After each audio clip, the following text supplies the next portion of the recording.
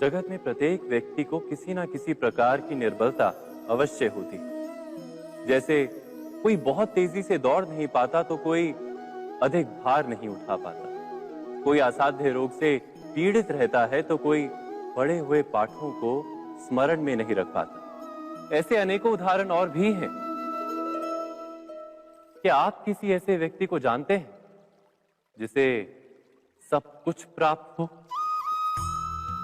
और हम जीवन की उस एक निर्बलता को जीवन का केंद्र मानकर जीते हैं? इस कारणवश हृदय में दुख और असंतोष रहता है सदा। निर्बलता मनुष्य को जन्म से अथवा संजोग से प्राप्त होती है, किंतु उस निर्बलता को मनुष्य का मन अपनी मर्यादा बना लेता है। किंतु कुछ व्यक्ति ऐसे भी होते हैं जो अपने पुरुषार्थ और श्रम से उस निर्बलता को पराजित कर देते हैं। क्या भेद है उनमें और अन्य लोगों में? क्या आपने कभी विचार किया है? सरल सा उत्तर है इसका। जो व्यक्ति निर्बलता से पराजित नहीं होता, जो पुरुषार्थ करने का साहस रखता है हृदय में, वो निर्बलता को पार कर जाता है। अर्थात निर्बलता अवश्य ईश्वर देता है, किंतु मर्यादा मनुष्य का मन ही निर्मित करता है। स्वयं विचार कीजिए।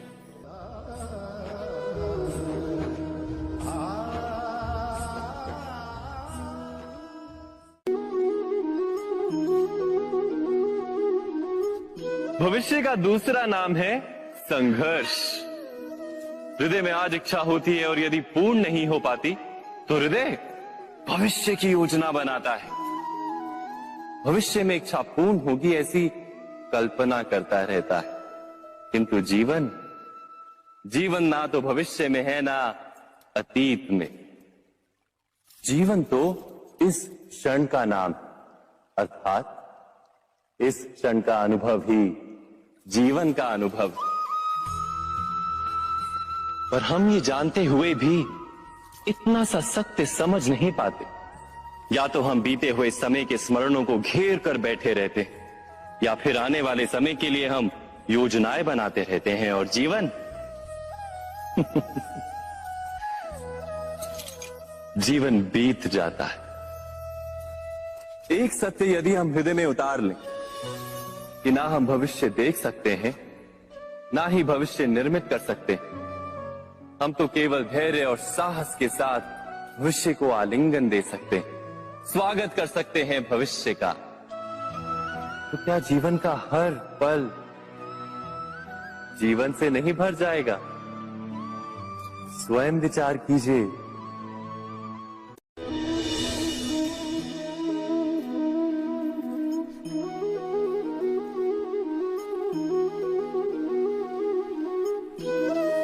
ज्ञान प्राप्ति सदा ही समर्पण से होती है, ये हम सब जानते हैं। किंतु समर्पण का वास्तविक महत्व क्या है? क्या हमने कभी विचार किया? मनुष्य का मन सदा ही ज्ञान प्राप्ति में विभिन्न बाधाओं को उत्पन्न करता है। कभी किसी अन्य विद्यार्थी से ईर्ष्या हो जाती है, कभी पढ़ाए हुए पाठों पर संदेह जन्मता है और कभी गुरु द्वारा दिया गया दंड मन को अहंकार से भर देता है। नहीं, क्या ऐसा नहीं होता? न जाने कैसे कैसे विचार मन को भटकाते हैं और मन की इसी अयोग्य स्थिति के कारण हम ज्ञान प्राप्त नहीं कर पाते। मन की योग्य स्थिति केवल समर्पण से निर्मित होती है। समर्पण मनुष्य के अहंकार का नाश करता है। ईर्ष्या, महत्वाकांक्षा आदि भावनाओं को दूर कर हृदय को शांत करता है और मन को एकाग्र करता है। वास्तव में ईश्वर की सृष्टि में ना ज्ञान की मर्यादा है, ना ज्ञानियों की। गुरु दत्तात्रेय ने तो गाय और श्वान से भी ज्ञान प्राप्त कर लिया था। अर्थात विषय ब्रह्म ज्ञान का हो या जीवन के ज्ञान का या गुरुकुल में प्राप्त होने वाले ज्ञान का, उसकी प्राप्ति के लिए गुरु से अधिक महत्व है उस गुरु के प्रति हमारा समर्पण। क्या ये सत्य नहीं?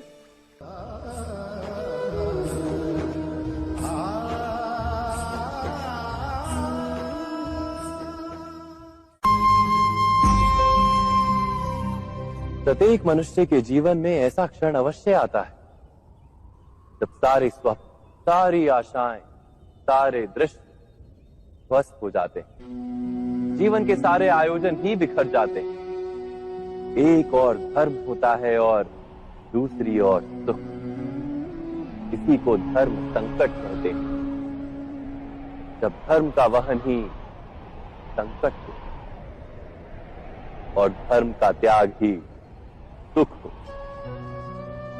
विचार कीजिए, कभी किसी स्वजन के विरुद्ध सत्य बोलने का अवसर प्राप्त हो जाता है, कभी ठीक दरिद्रता के समय सरलता से चोरी करने का मार्ग प्राप्त हो जाता है, कभी किसी शक्तिशाली राजनेता या राजा के कर्मचारी का अधर्म प्रकट हो जाता है। सबके जीवन में ऐसी घटना बनती ही रहती है। अधिकतर लोग ऐसे किसी क्षण को धर्म संकट के रूप में जान ही नहीं पाते। हमें किसी प्रकार के संघर्ष का अनुभव ही नहीं होता। सहजता से सुख की ओर खींचे चले जाते हैं, जैसे मक्खी गुड़ की ओर खींची चली जाती। वास्तव में धर्म संकट का क्षण ईश्वर के निकट जाने का क्षण होता है। यदि हम संघर्षों से भयभीत ना हो, सुख की ओर आकर्षित ना हो, अपने धर्म पर दृढ़ रहे, तो ईश्वर का साक्षात्कार दूर नहीं।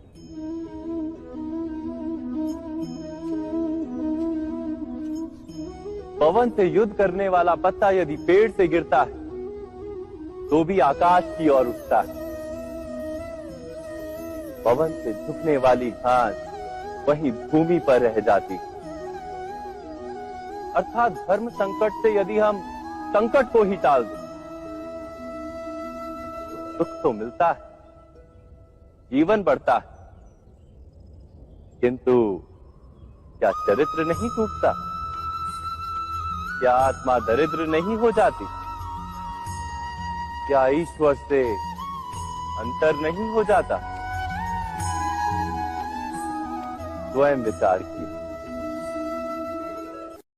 दो व्यक्ति जब निकट आते हैं तो एक दूसरे के लिए सीमाएं और मर्यादाएं निर्मित करने का प्रयत्न अवश्य करते हैं। हम यदि सारे संबंधों पर विचार करें तो देखेंगे कि इन सारे संबंधों का आधार यही सीमाएं हैं जो हम दूसरों के लिए निर्मित करते हैं।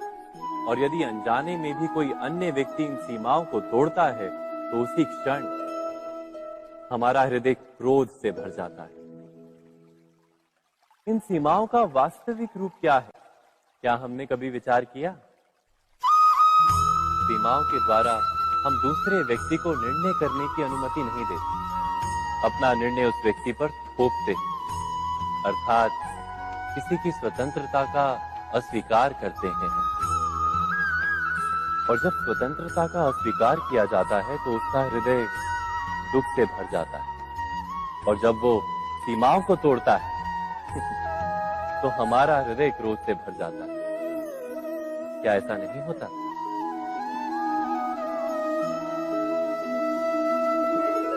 पर यदि एक दूसरे की स्वतंत्रता का सम्मान किया जाए तो किसी मर्यादाओं या सीमाओं की आवश्यकता ही नहीं होती। अर्थात जिस प्रकार स्वीकार किसी संबंध का देह है, क्या वैसे ही स्वतंत्रता किसी संबंध की आत्मा नहीं? स्वयं विचार कीजिए। सबके जीवन में ऐसा प्रसंग अवश्य आता है कि सत्य कहने का निश्चय होता है हृदय में, किंतु मुख से सत्य निकल नहीं पाता। कोई भय मन को घेर लेता है। किसी घटना अथवा प्रसंग के बारे में बात करना या फिर स्वयं से कोई भूल हो जाए उसके बारे में कुछ बोलना, क्या ये सत्य है? नहीं, ये तो केवल तथ्य है। अर्थात जैसा हुआ था वैसा केवल बोल देना सामान्य सी बात। किंतु कभी कभी उस तथ्य को बोलते हुए भी भय लगता है। कदाचित किसी दूसरे की भावनाओं का विचार आता है मन। दूसरे को दुख होगा ये भय भी शब्दों को रोकता है। तो ये सत्य क्या है? क्या हमने कभी विचार किया है? जब भय रहते हुए भी कोई तथ्य बोलता है तो वो सत्य कहलाता है। वास्तव में सत्य कुछ और नहीं, केवल निर्भयता का दूसरा नाम है। और निर्भय होने का कोई समय नहीं होता, क्योंकि निर्भयता आत्मा का स्वभाव है। अर्थात क्या प्रत्येक क्षण सत्य बोलने का क्षण नहीं होता?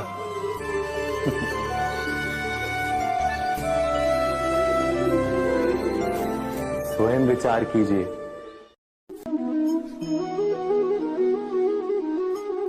श्रेष्ठता का क्या अर्थ है? श्रेष्ठता का अर्थ है दूसरों से अधिक ज्ञान प्राप्त करना। अर्थात मूल्य इस बात का नहीं कि स्वयं कितना ज्ञान प्राप्त किया, मूल्य इस बात का है कि प्राप्त किया हुआ ज्ञान अन्य लोगों से कितना अधिक है। अर्थात श्रेष्ठता की इच्छा ज्ञान प्राप्ति को भी एक स्पर्धा बना देती है। और स्पर्धा में विजय अंतिम कब होती है?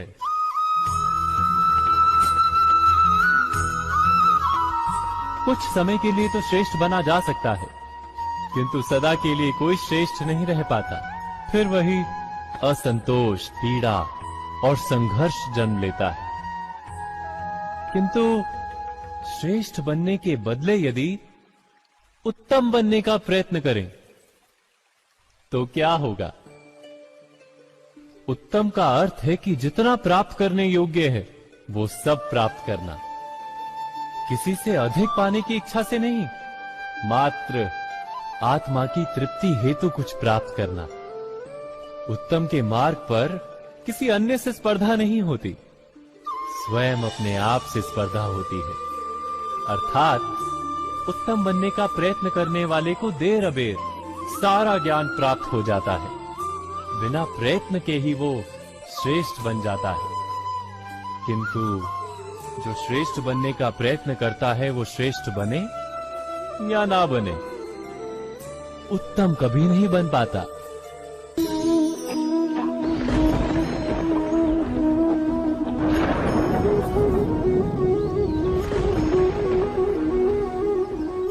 सपनों और पूर्वाभासों के आधार पर हम भविष्य के सुख दुख की कल्पना करते हैं। भविष्य के दुख का कारण दूर करने के लिए हम आज योजना बनाते हैं। किंतु कल के संकट को आज निर्मूल करने से हमें लाभ मिलता है या हानि पहुंचती है, ये प्रश्न हम कभी नहीं करते। सत्य तो ये है कि संकट और उसका निवारण साथ जनते, व्यक्ति के लिए भी और सृष्टि के लिए भी। नहीं, आप अपने भूतकाल का स्मरण कीजिए, इतिहास को देखिए। आप तुरंत ही ये जान पाएंगे कि जब जब संकट आता है तब तब उसका निवारण करने वाली शक्ति भी जन्म लेती है। यही तो जगत का चलन है।